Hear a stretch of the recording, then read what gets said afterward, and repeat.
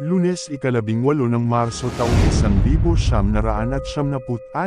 nang nagkaroon ng promo ang isang kilalang disco, na matatagpuan sa Timog Avenue, Quezon City, na taon din ito sa buwan ng pagtatapos ng mga estudyante, kaya ang 17 magkakaibigan ay nagpasyang pumunta sa Ozone Disco. Inakala ng lahat na ang gabing ito ay magiging masaya, nang naganap ang isa sa pinakamalagim na sunog sa nightclub sa kasaysayan, na ikinamatay ng hindi bababa sa 162 katao at ikinasugat ng 75 iba pa.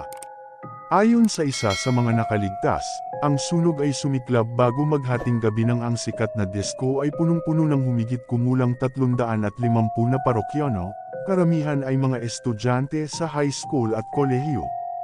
Iniulat ng mga nakaligtas na nakakita sila ng mga spark sa DJ booth na sinundan ng usok, na una nilang inakala na entertainment lamang. Gayunpaman, mabilis na lumaki ang apoy, dahil nabigo ang mga electrical system at mabilis kumalat ang apoy sa paligid ng disco.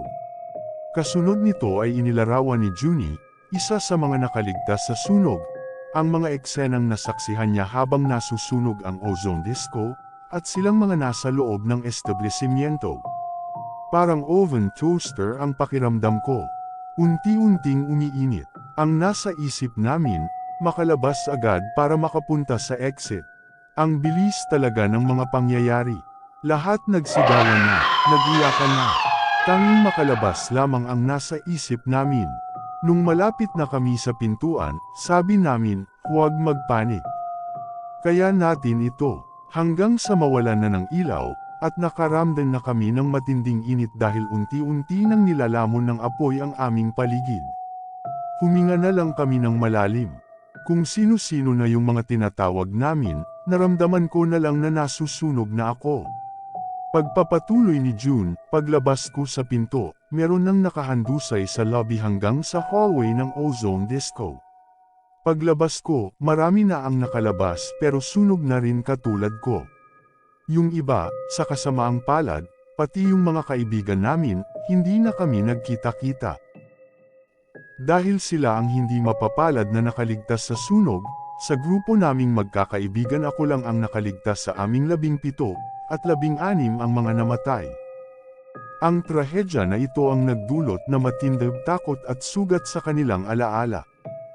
Marami ang namatay sa stampede habang sinubukan nilang tumakas sa nag-iisang labasan, na mayroong baliktad na direksyon ng pinto na nag-trap sa mga tao sa loob ng disco. Ang mga may-ari ng Ozone Disco ay nahatulan ng reckless imprudence na maaring makulong sa 6 hanggang 10 taong pagkakabilanggo, dahil sa hindi paglalagay ng tamang fire exit at sprinkler. 9 na opisyal ng Quezon City ang napatunayang nagkasala ng graft dahil sa pag-aproba sa mga permit ng club sa kabila ng mga paglabag nito sa kaligtasan.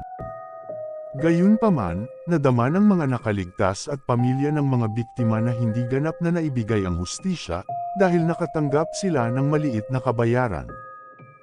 Itinampok ng trahedya ang kakulangan ng mga pamantayan sa kaligtasan ng sunog sa maraming mga establishmento sa Pilipinas noong panahong iyon. Habang ang gusali ng Ozone Disco ay bakante sa loob ng mahabang taon. Ayon sa New York Times, ang trahedyang ito ay may pinakamataas na antas sa Pilipinas at mayroon din pinakamataas na bilang ng pagkamatay sanhi ng sunog sa buong mundo. 28 taon ang nakalipas matapos ang malagim na trahedyang naganap sa Ozone Disco, pero sariwa pa din sa mga pamilya ng nabiktima ang alaala ng malagim na nakaraan. Ang sakuna na ito ay magsisilbi lamang na aral sa kasalukuyan.